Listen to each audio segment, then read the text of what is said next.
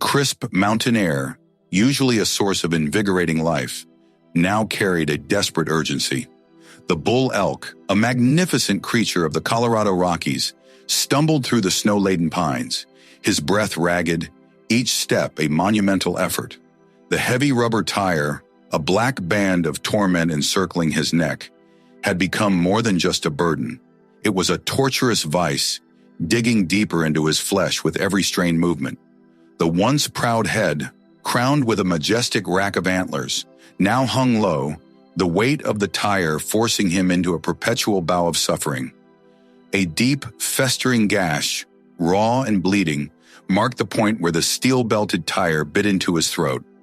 This wasn't just an inconvenience anymore.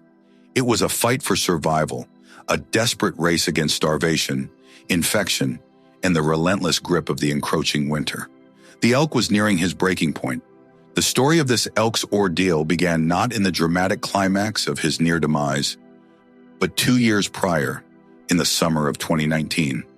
A young wildlife officer, fresh out of training, was conducting a routine patrol in a remote sector of the Rocky Mountain National Park.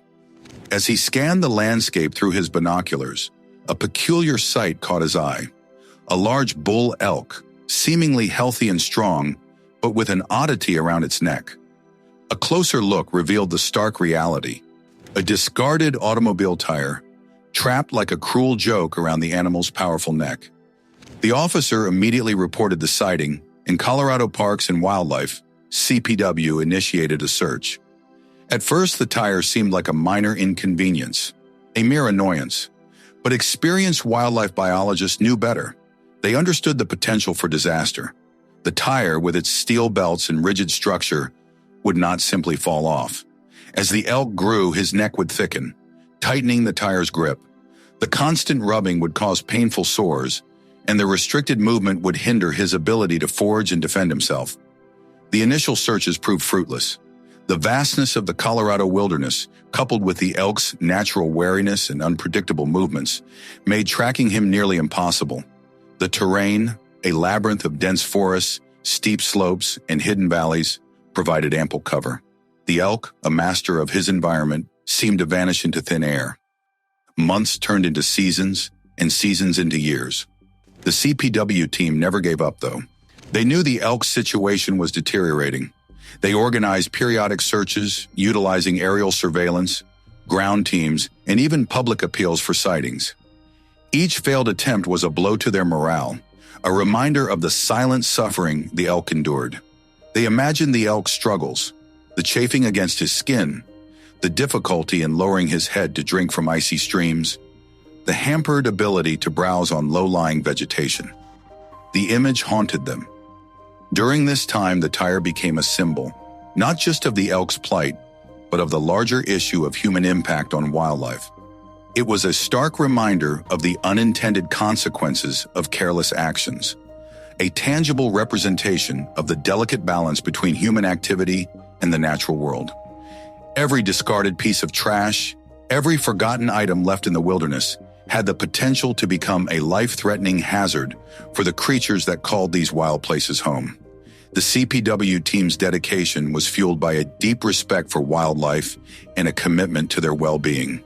They understood that their role was not just to manage populations, but to protect individual animals from harm.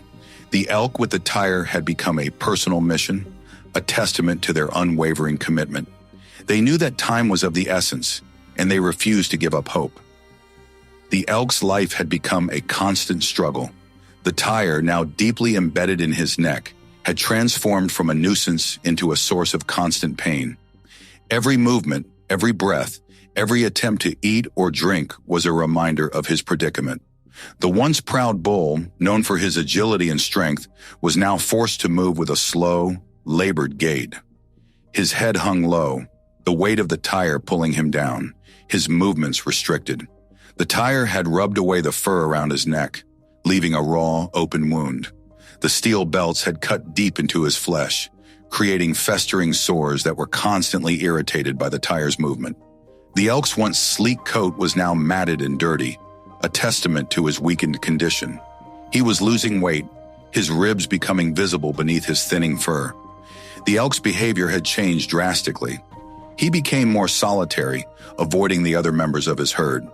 He was constantly agitated, rubbing his neck against trees and rocks in a futile attempt to dislodge the tire. His once vibrant spirit was now dimmed by pain and exhaustion. He was a shadow of his former self, a prisoner of the tire. Then in October 2021, a breakthrough. A local rancher driving along a remote road spotted the elk. Recognizing the distinctive tire around its neck, he immediately contacted CPW. This time the team was ready. They mobilized quickly, deploying a team of wildlife officers and veterinarians. Using tracking skills honed over years of experience, they located the elk in a secluded valley. The scene was heartbreaking. The elk was emaciated and weak, his eyes dull with pain. The tire was deeply embedded in his neck, the wound infected and oozing. The team knew they had to act quickly. A trained veterinarian carefully aimed a dart gun and fired, injecting the elk with a tranquilizer. As the sedative took effect, the team approached cautiously. The elk, now lying peacefully on the ground, was finally within their reach. The atmosphere was thick with tension. They knew this was their only chance. The first attempt to remove the tire proved unsuccessful. The steel belts were too strong, resisting all their cutting tools. The team faced a difficult decision. The only way to remove the tire without causing further injury was to cut off the elk's antlers. The decision was not taken lightly. The antlers were more than just ornaments.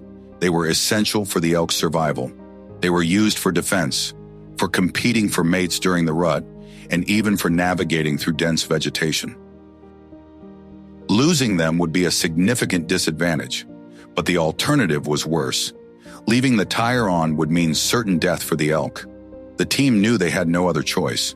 With heavy hearts, they carefully used a saw to remove the antlers. It was a necessary sacrifice, a painful but essential step in saving the elk's life. With the antlers removed, they were finally able to cut through the tire. The team worked quickly and carefully, mindful of the deep wounds on the elk's neck. Once the tire was off, they cleaned the wounds and applied antiseptic ointment. The relief was palpable. The elk was finally free. As the tranquilizer wore off, the elk slowly rose to his feet. He shook his head as if trying to understand what had happened. He looked around, his eyes regaining their spark. He took a few tentative steps, then a few more. He was free.